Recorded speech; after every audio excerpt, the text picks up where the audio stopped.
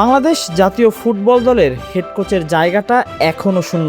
হাভিয়ার কাবরেরার বিদায়ের পর এখনও সে জায়গায় আসেনি নতুন কোনো নাম। যদিও গেল 15 তারিখ বাফুফে থেকে আসার কথা ছিল ঘোষণা। কে হচ্ছে বাংলার নতুন কোচ, হামজা সমিতদের নয়া কোচের নাম, সেই কথাই বাফুফে জানাতে চেয়েছিলেন 15 তারিখ। তবে 15 তারিখ পার হয়ে গেলেও এখনও সেই নাম সবার সামনে আসেনি।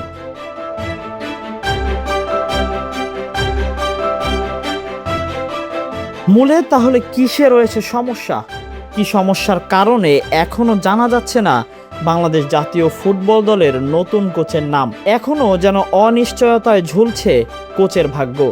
সবচেয়ে এগিয়ে থাকা বাংলাদেশ জাতীয় ফুটবল দলের নতুন কোচ হিসেবে যার নামটা সবচেয়ে এগিয়ে আছে, সেই নামটি ওয়েলসের সাবেক coach Chris Coleman. Bangladesh football federation তাকে নিয়ে আগ্রহী হলেও আর্থিক বাধার কারণে এগোতে পারছে না।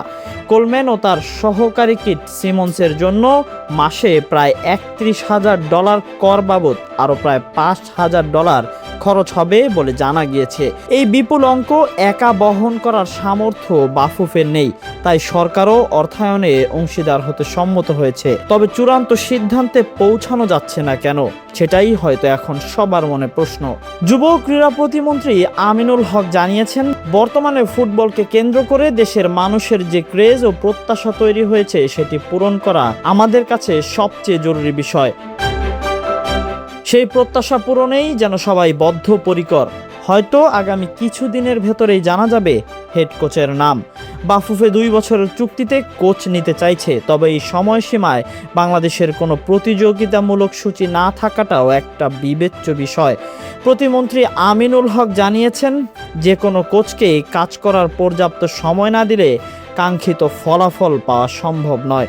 সেজন্যই লম্বা সময়ের জন্যই যে কোনো কোচকেই বাংলাদেশ দলের দায়িত্ব দিতে হবে। ফুটবলের ক্রেজ সারা দেশে যেমন ছড়িয়ে গেছে হামজা সমিতদের জন্য, নতুন কোচ নিয়োগে এই ধারাটাই হয়তো অব্যাহত থাকবে। হামজা সমিতদের নতুন কোচ বাংলাদেশের ফুটবল ভক্তদের মনে জায়গা করে নিতে পারবে কিনা, সেটাই যেন এখন মূল প্রশ্ন। Tahsin Ahmed, BD archive.